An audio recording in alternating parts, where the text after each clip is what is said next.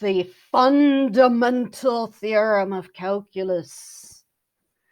It's quite important. Now, realize that essentially what it is doing is it's bringing together the connection of antiderivative and area. So here we go. First of all, you need to understand what this function g of x is. So let me emphasize. Okay, come on. I'm trying to, there we go. Delayed zoom. This function right here, g of x, is from some constant a to variable x. And it's important to understand that we have to have the letter that is used that I just highlighted. I just highlighted those T's. That letter has to be different from the variable of this function, or it's bad math grammar, because you cannot put into one problem a symbol with two different meanings.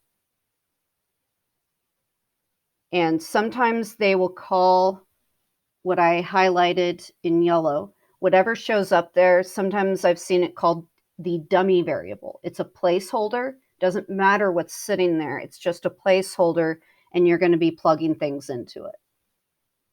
Now, this function, if you look at it from the perspective of area,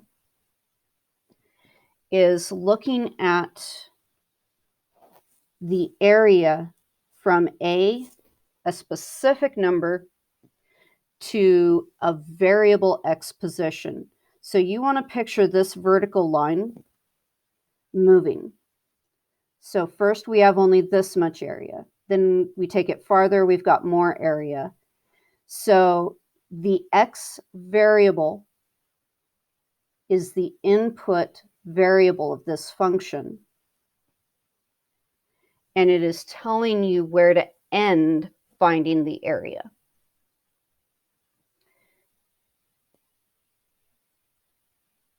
So that's the first part, is just recognizing that as a function. Now, here is an example of some of what you're going to be doing for your homework. And this is along the lines of just recognizing this as a function itself. So you can see you've got the function defined right here. This is the function f with respect to t.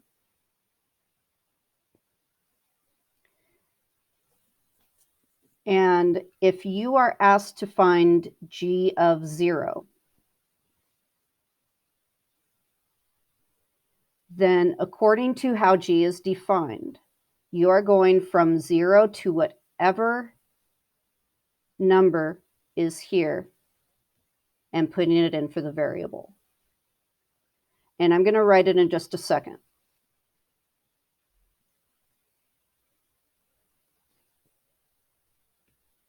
Because I want to emphasize that whatever goes here for input is going to go here. So if it's g of 0, and I realize you can't see that now that I look at the pink highlight. So g of 0 is the area between x equals 0 and x equals 0 of f of t dt. What's the answer? It equals 0. Realize that that means that this number down here at the bottom actually gives me kind of an anchoring start point. Because when we do an antiderivative, we get a plus c, which is unknown. But this allows us to have a 0 point that has been defined, instead of having some unknown plus constant that we have no idea what that constant is. This allows it to be a specific function with a specific anchored point. Now, next, g of 1.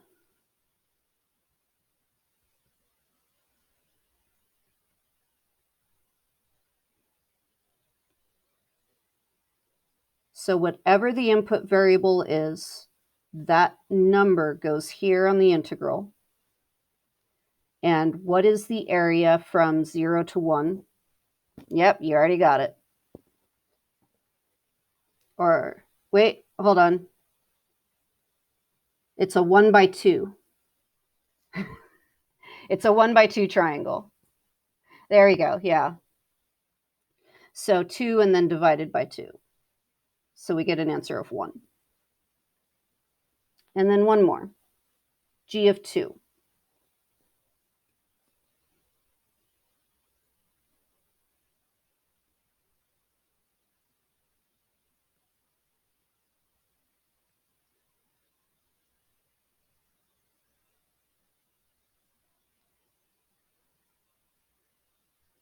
If I'm looking at, if I'm looking at the area from 0 to 2, then I take what I already found and add 2 more units, and I get 3.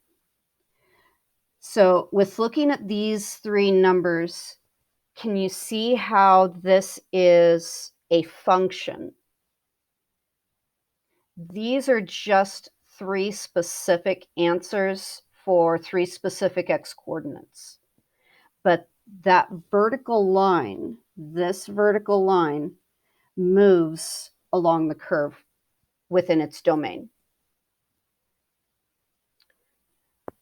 Now, before we go into the fundamental theorem of calculus, after how things went last period, I feel like it might be best if I mention something you're familiar with.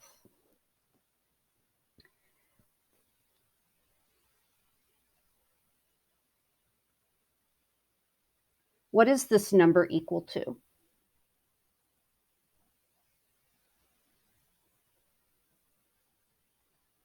Okay, so we got an answer to this. Did you use the actual number e at all to find that number?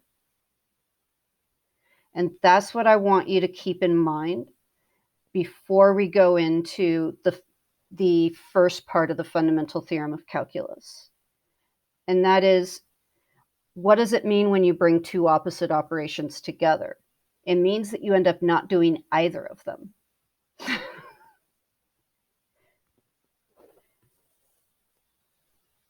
And I'm using the function that first, the exponential logarithm undoing of each other is probably the first time you really ran into needing to actually understand what it means to be an opposite operation. And take for granted that whatever got defined as that opposite operation will undo the previous one, or, its inverse, whoever it is the inverse of. Okay, so with that said, there are 2 parts to the fundamental theorem of calculus, and today I'm focusing on just part 1. And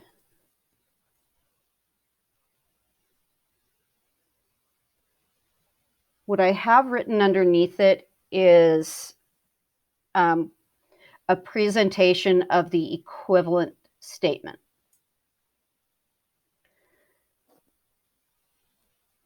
So I have this function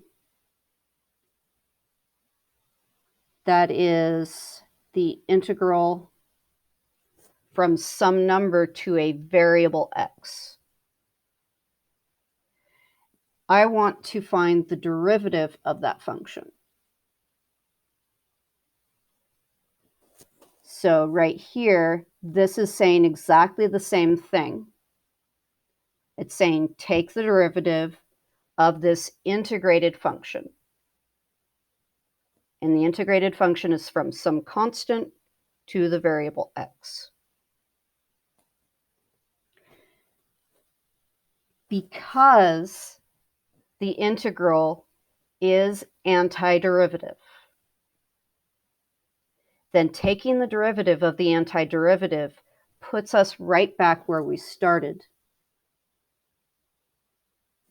without doing any work. They cancel out is a good way to think about it. But then there are the fine details. There we go. Yes. Then the fine details start. But I want you to first just take this part in. Realize that what you are going to do is going to be simpler than you could imagine. It's the fine details that get people stuck, and to really understand what's going on is always more complicated than to just do it when it comes to math. Now, let me talk about this and see if this helps a little bit. Let's say I'm given some velocity function.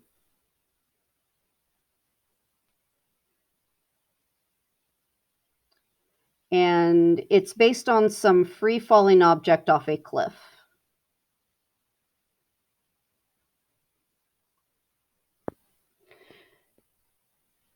When I integrate velocity, I get my position function.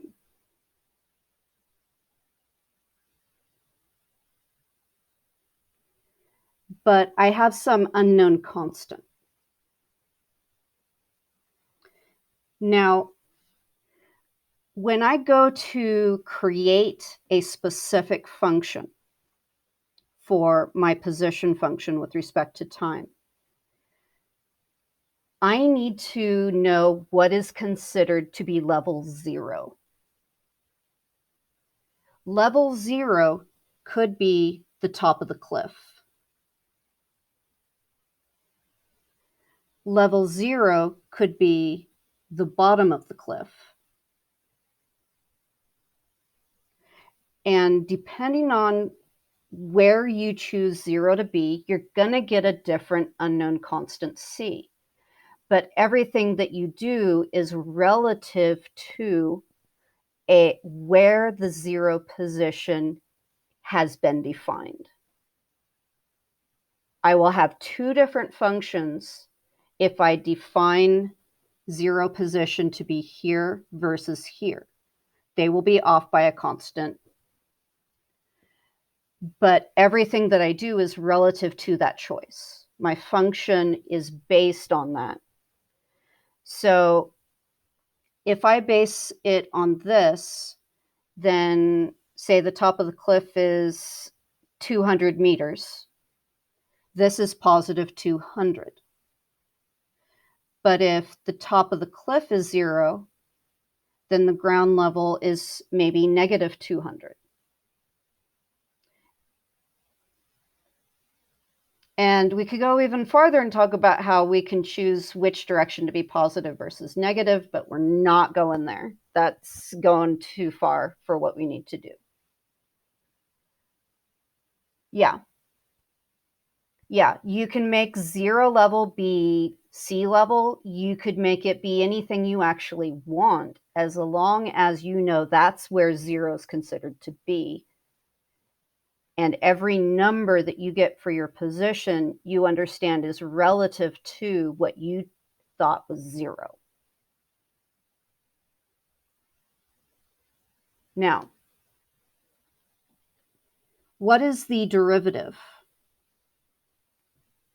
of s of t plus c?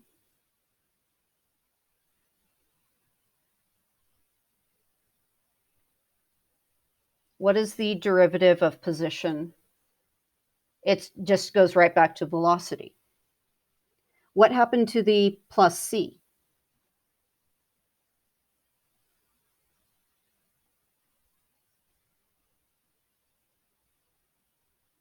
Yes, goodbye, 0. That plus constant doesn't affect velocity. That plus constant is about establishing a 0 point for position, but that doesn't change my speed at any given time.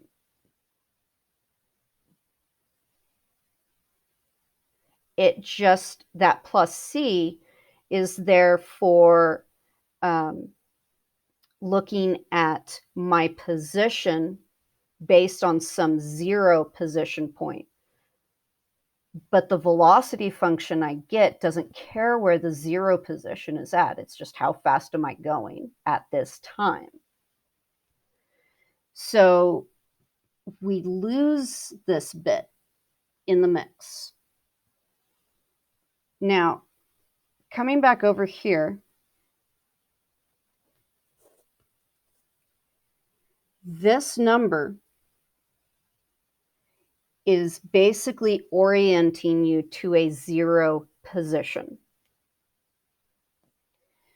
If we go back and look at this example, if that had not been 0, if that had been 1, I would have different answers. So let's say we look at that. What if g of x had instead been defined as the integral from, what are you doing? I don't know what you're doing. As the integral from 1 to x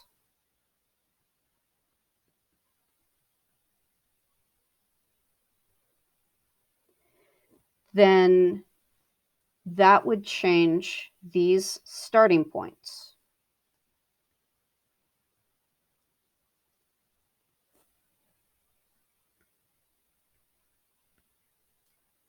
And by changing these starting points, now the 0 position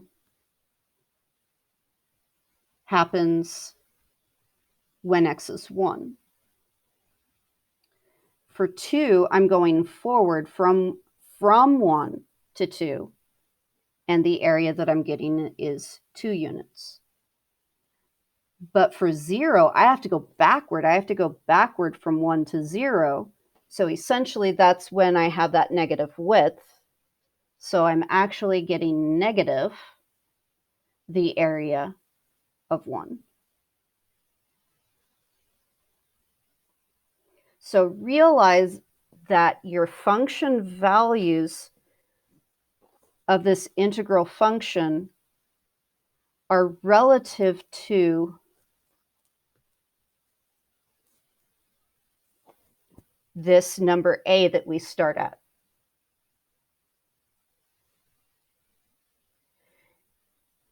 Now, do you see that you have the same difference as you go from one to the next?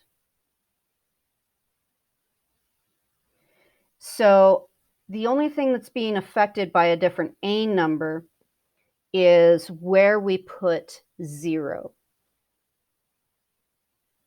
And that just moves everybody a unit up.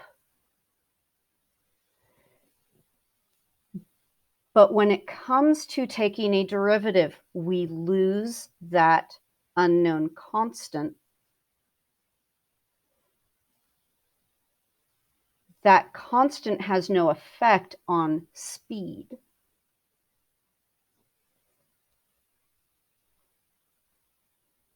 So what you want to see is that when you are taking the derivative of the integral from a constant to the variable, all you are doing is snapping back to the same function you started at.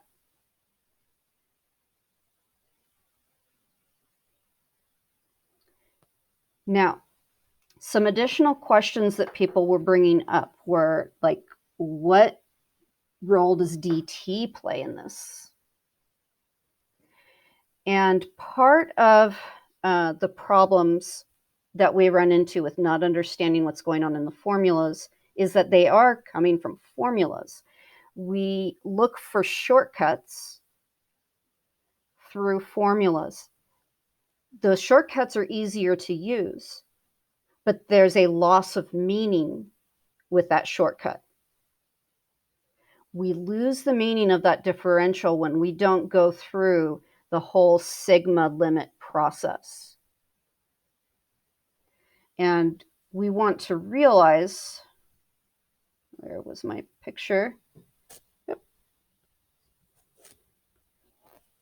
that dt, the game that it plays is it's the width of these rectangles, which I'm trying to draw, but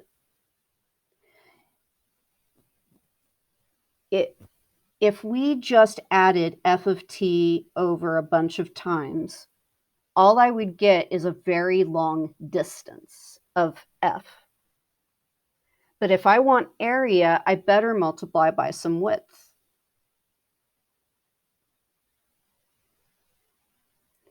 Without that width, the problem breaks down. It has lost one of its dimensions. So you want to realize that while we end up not doing anything to that differential at the end, it is a very important player in the process. If I were looking at this as a velocity function with respect to time,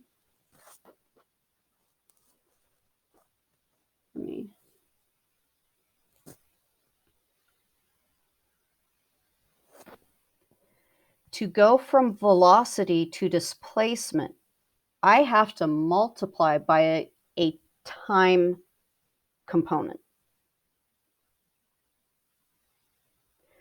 I get displacement because I'm taking a velocity, or maybe a speed, if you need to think of it that way, multiplying it by a time increment, and that gives me a small distance.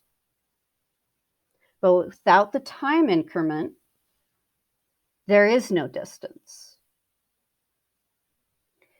Then additionally, let me say that if I have a position function, and I look at what is its derivative, its derivative is a change in distance over a change in time. If I don't have that change in time, this doesn't make sense in the way that it was meant to make sense. I only get velocity out of my derivative because I am dividing by a unit of time.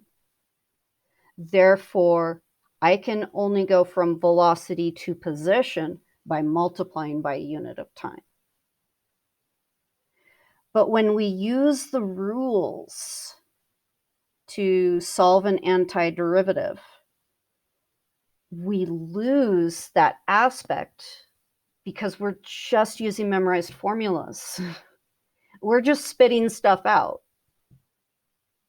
We're using a shortcut. And when we do the fundamental theorem of calculus, we are using a shortcut. And a lot of times people will use the shortcut without having a clue about what the long way around is, and they'll still get the right answer. Our goal in math is to understand that shortcut, not just to take it and learn how to take it, but to understand it as much as we can. And then science can grab the shortcut and just use it as much as they like. And they can thank the mathematicians for having proved it for them so they don't have to go through that. But so basically, understand there are some minutia things that get lost in the way. The dt gets lost. The starting number a gets lost. And now let's look at an example from homework that isn't homework.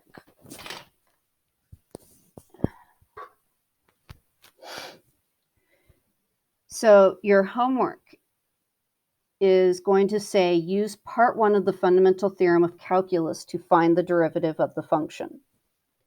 I want to point out that with what we have here, the variable of this function is r. That's the only variable that you have going on here.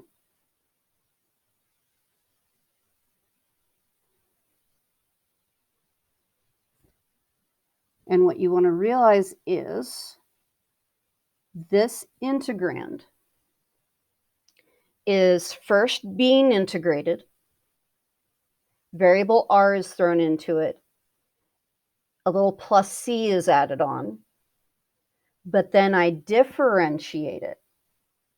When I differentiate it, I come right back to the same function, but my variable is r. And I've completely lost the plus c because I just took its derivative. And I end up getting literally what I started with, but with the variable r.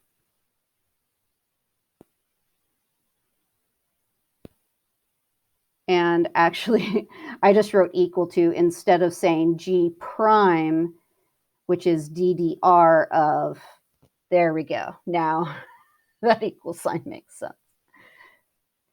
So first of all, see how easy it is to solve these problems.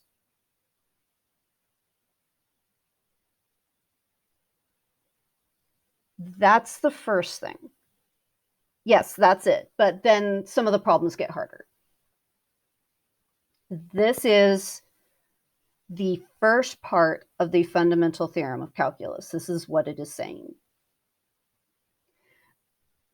But that's why I decided I ended up in first period saying this after a while to help them to understand a bit of how we ended up where we started without doing any derivative or integral. And I realized it would be better to start with this oddity, shall we say, where you had to just be told that e to the power and log base e are exact opposites, will undo each other, and that means you don't even do them. And that's exactly what we're doing with the fundamental theorem of calculus. Because the integral and the derivative are opposite operations, we don't need to do them at all. We bypass doing them by realizing we're just going to end where we started. So why bother? If somebody told you to multiply a number in your head without a calculator, without writing down on paper, say multiply by 5,623,891. I don't know. And then after you got done with that, they said, now divide by it. Would you be a little bit annoyed? And then said, oh, the intention wasn't for you to multiply by that number. It was for you to multiply and then divide by that number. Why did you waste your time? If ultimately you were going to multiply by that horrible number just to divide by it, and it didn't really matter what you got when you multiplied. What matters is what you got after you multiplied and then divided. Why would you bother doing that arithmetic? And that's what inverses allow us to do. So we're going to step it up a notch.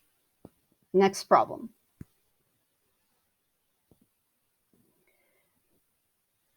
Do you see what is different about this problem? I'm going to give you a moment to look at it, and then I will point out to you what is significantly different if you don't see it.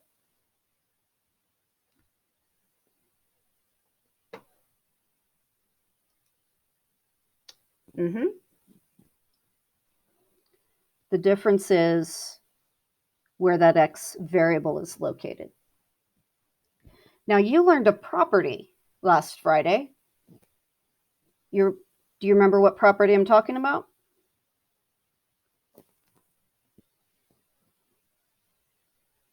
If I want to swap positions, yep, negative, reverse the direction.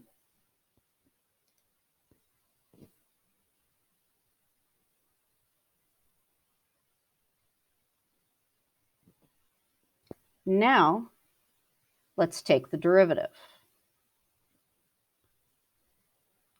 What is g prime of x?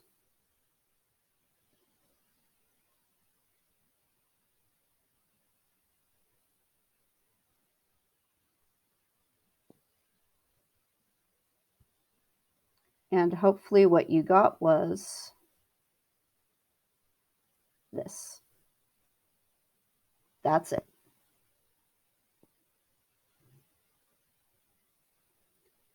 So we have this extra times -1, but from there, this integrand is integrated just to be differentiated right back to where it started, except that it's now using the x variable. Now, there's something I want to point out to you before I move to the next problem. When I say d dx of the integral from a to x,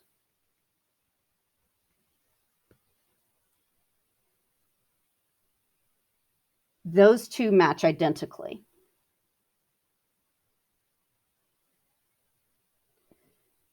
In other words, I have just the variable itself that I am differentiating with respect to. Now, what if it's not just the variable that I am differentiating with respect to?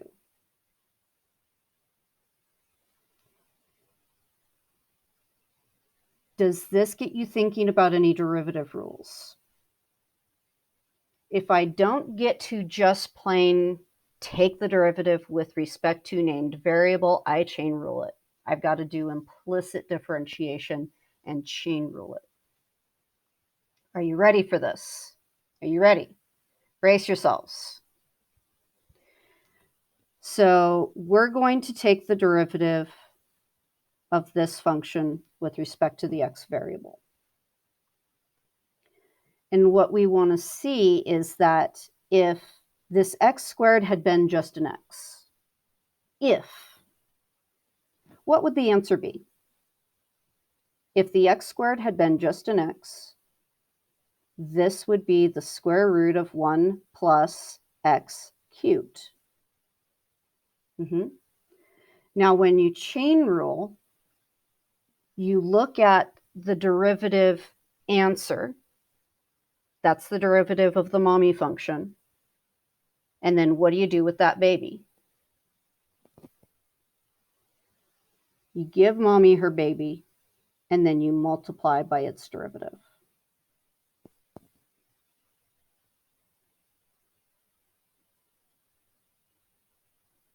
And that's it.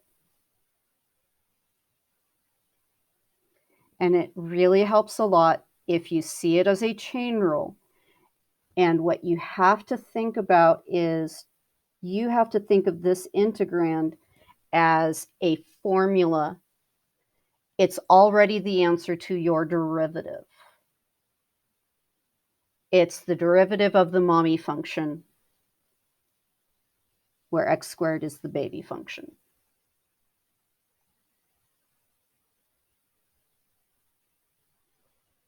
And just kind of take that in. Now, tomorrow we are going to do more with the fundamental theorem of calculus. For now, I'm going to end it here, and I want to review with you the definition of integral before I go quizzing you on it, because it's one of the most complicated things to deal with. And I'll tell you this, when it's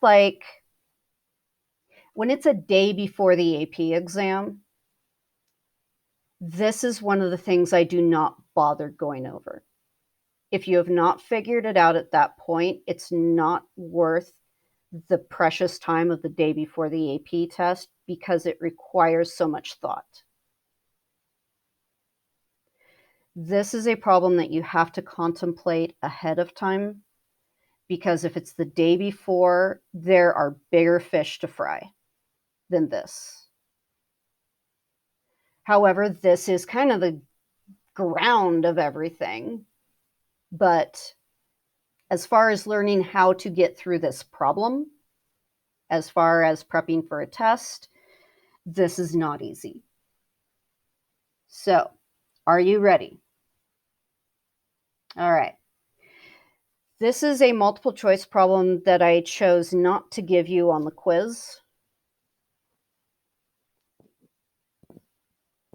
And you can take a screenshot or write it down, but we are videotaping, so. Let me explain to you a good process to go through solving these kinds of problems. And let me also refresh your memory.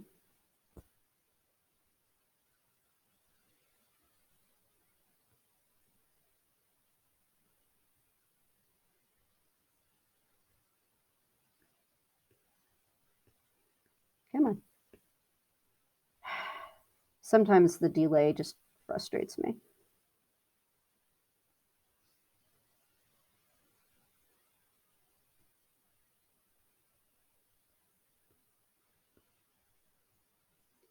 All right, so I am taking a bunch of vertical lines, and if I'm choosing the right endpoint,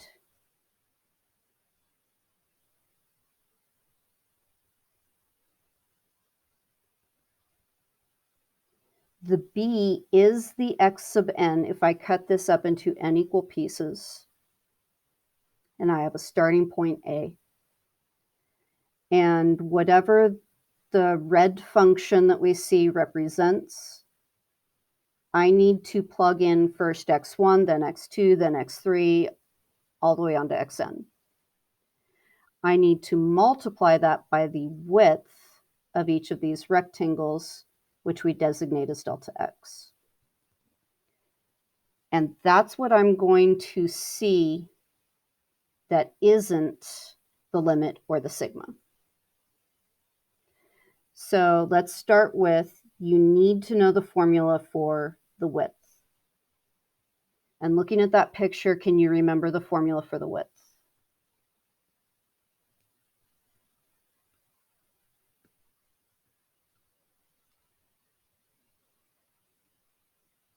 Actually, I'll put it over here. B minus A divided by N. Good. Then, what is the formula for finding the ith x?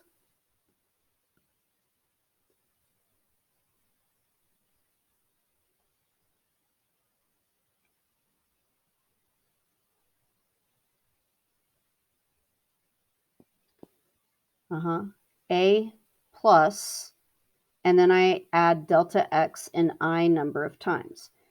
However, do you see that they're using k instead of I? So what I'll do is I'm going to come over here and I'm going to change that to k's.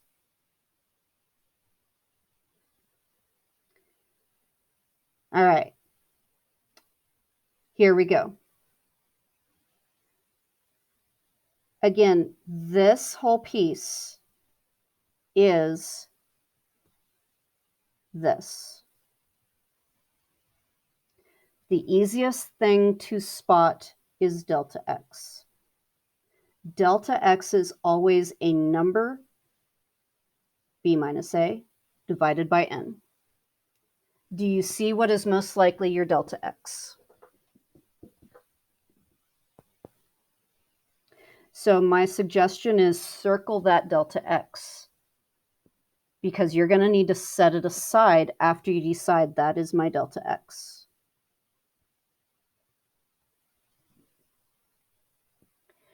Then your x sub I is going to be based on that choice.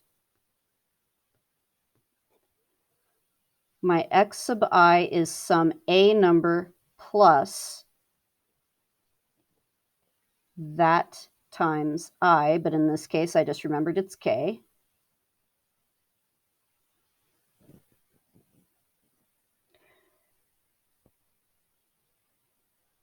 And also to point out,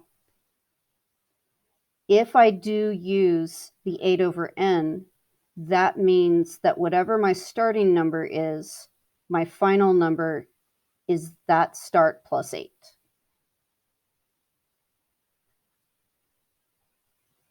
Now, you have to choose A. And if you look at the possibilities, let's start with 0. Or do you want to start with -2? Let's start with -2. So I want to make sure it's clear we are choosing if we let A be -2. And then in a moment, we're going to go another direction and look at what if A is equal to 0.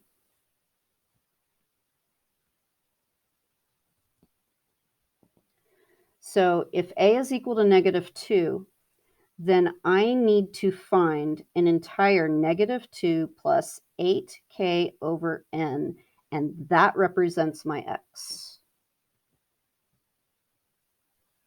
Yes. So here's what I recommend you do. I highly recommend you do this. Correct. Highlight your x sub k or x sub I, and then go find it and highlight it in that function.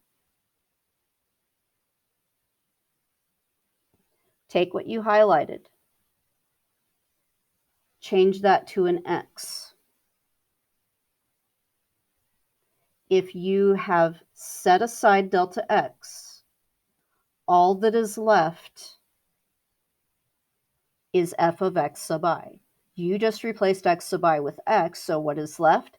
F of x is x cubed.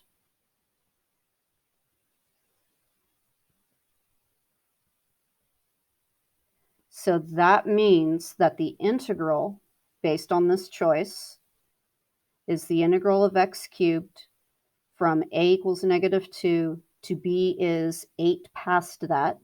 And looky there, 1 works.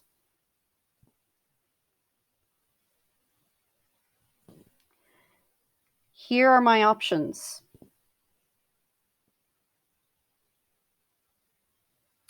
Let's take a look at a equals 0.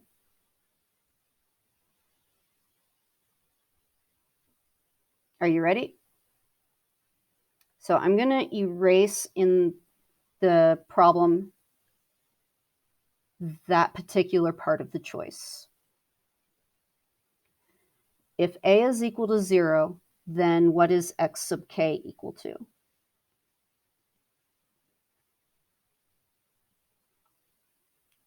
It's just the 8k over n. So now highlight just that x sub k inside of the formula. Replace it with an x.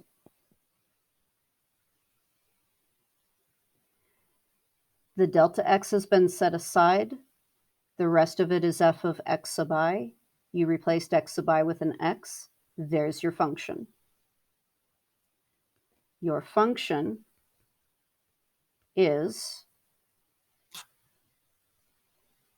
parentheses -2 plus x and parentheses cubed.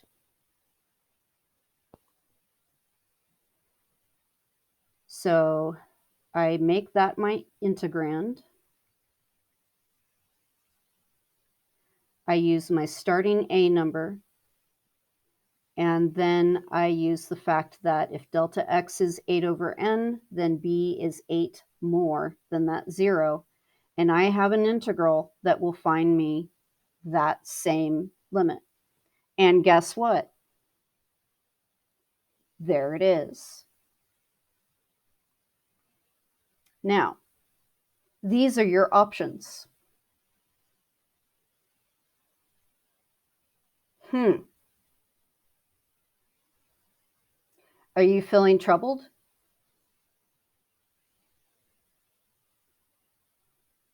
So you can rewind this video and look back at how we got those two things. I'm going to erase and start over because you need to see how many different ways you can write this thing.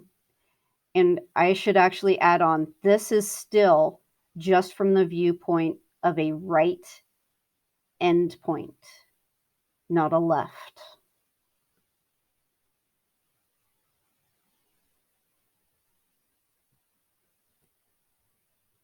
All right, here we go. So, starting again, delta x. Now, if I look at this third integral, and the fact that it goes from 0 to 1, if that integral is going to work, then my delta x is 1 minus 0 over n. It is 1 over n. 1 over n is a factor sitting in the sigma.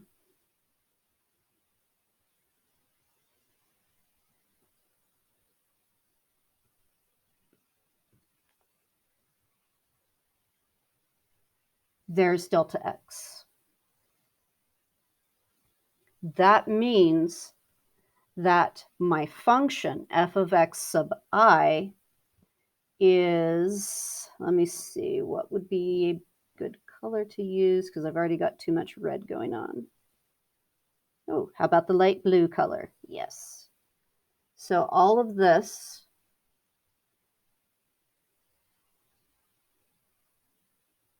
is my f of x sub I, or k in this case.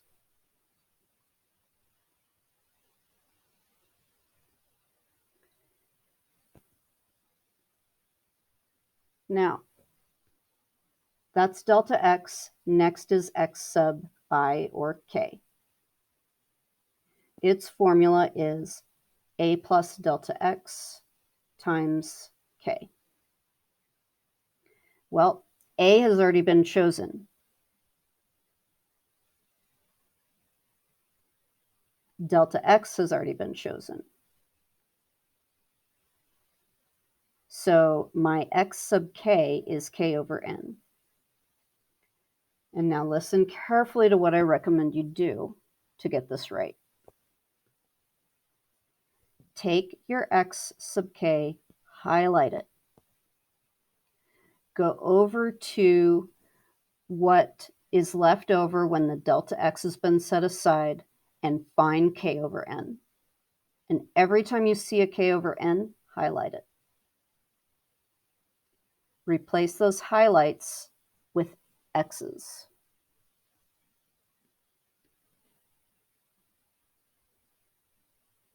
And then read what that function is. My f of x in this situation is parentheses -2 plus 8x and parentheses cubed times 8.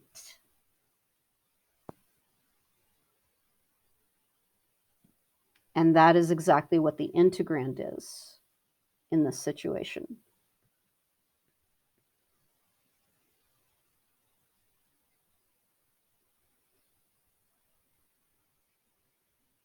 So all three of them are definite integrals that are equal to that limit.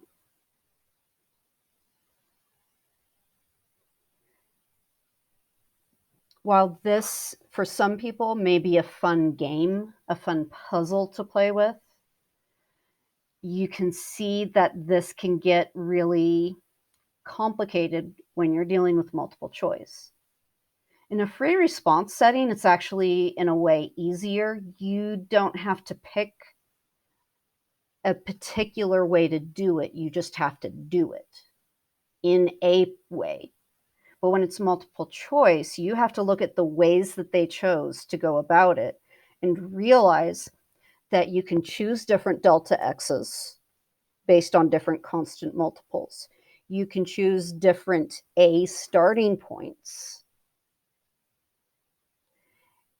And what this doesn't even show is that you could also use left endpoints instead of right endpoints, and that just compacts this issue even more.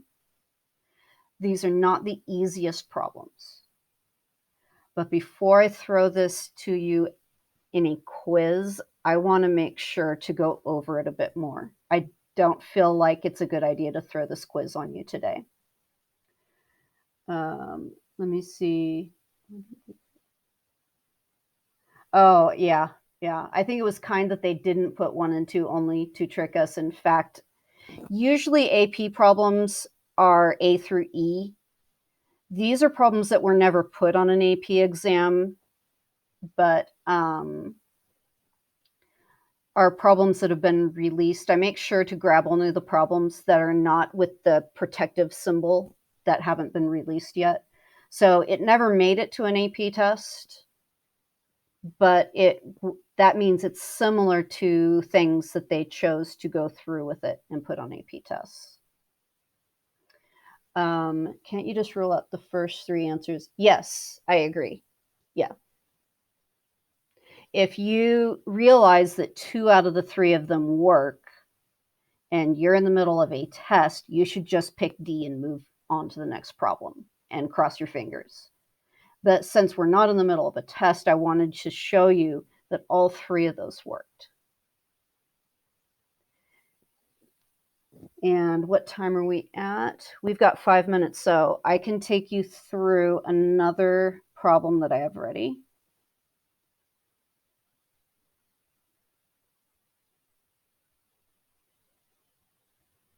All right. I'm going to give you a couple of minutes.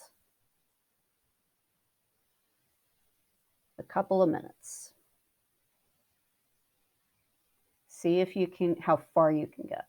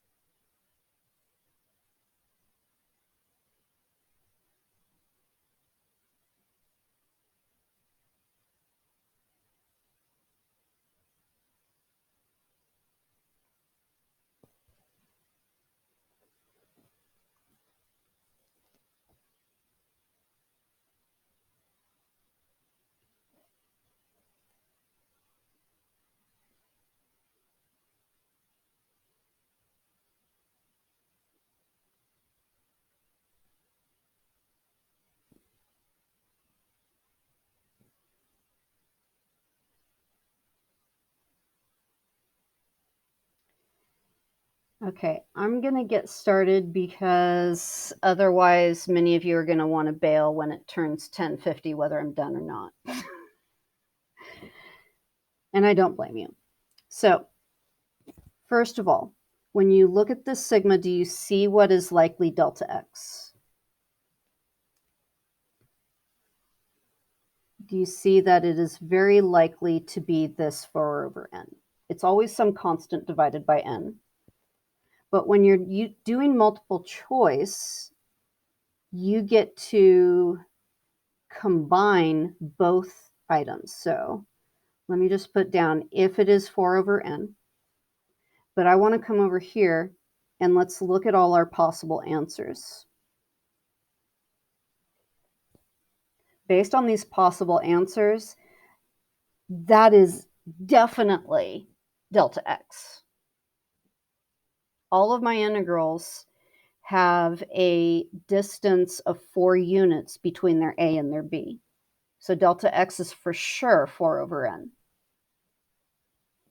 Now, x sub I is the formula.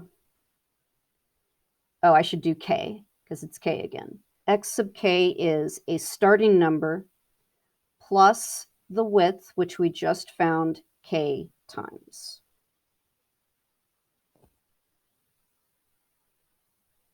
And yes, this is a problem with only one right answer.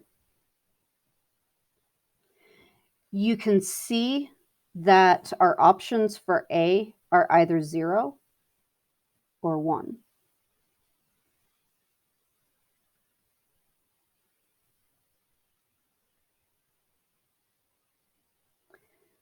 And I want to look at what is the x sub k formula for each of these choices. If a is 0, then I'm looking for 4k divided by n. If a is 1, then I'm looking for 1 plus 4k divided by n. Which one do you want to start with? The a equals 0 or the a equals 1? Good choice. Let's start with 0. So what I want you to do is take that x sub k that you just found, highlight it, and now go over to the formula, and let me emphasize, come on, listen to me, thank you. Let me emphasize to you that the delta x is set aside and everything else that isn't the limit and sigma is my f of x sub k. And I'm going to highlight 4k divided by n. But more than just I'm going to highlight 4k over n, I'm going to highlight every 4k over n.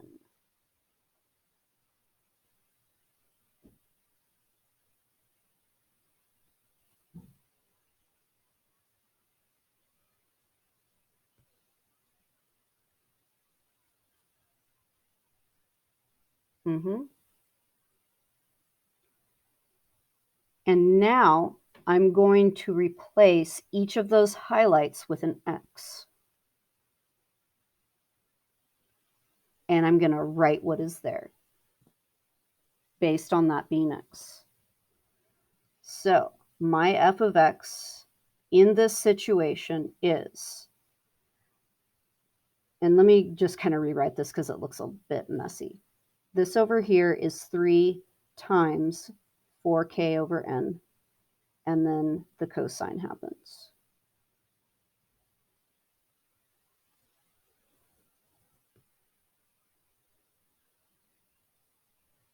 And this is a little bit easier to see, that my function is 3 times x times the cosine of parentheses 1 plus x.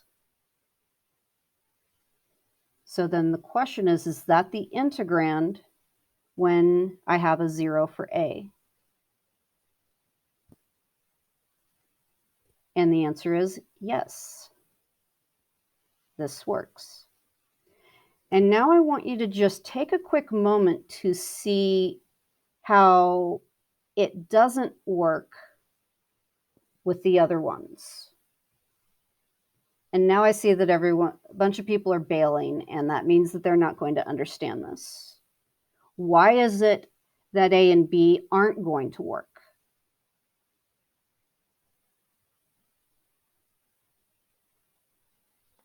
They've got to deal with this extra bit over here, whether they like it or not.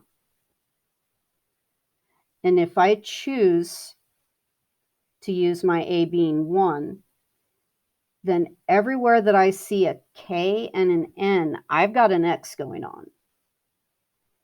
So I might be able to see that this whole thing is one of them. But then I've got to play with this formula. Move. All right, fine. Don't do what I wanted you to. Ugh. I've got to play with this formula and figure out how to rewrite it so that 1 plus 4k over n is part of it.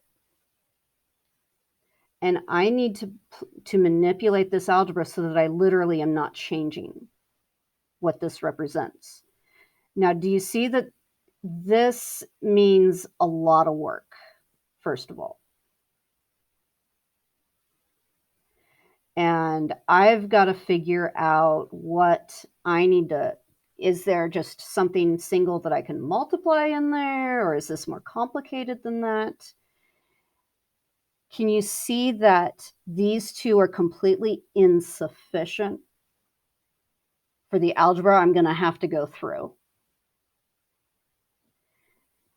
because it is certainly not just going to be a number times x. There's some kind of addition in there or subtraction. And so that's why I can say no way is it one of those two without having to fully go through and figure out what that is. But we are 3 minutes past time, so I'm going to let you go and have a lunch. Have a restful day, hopefully.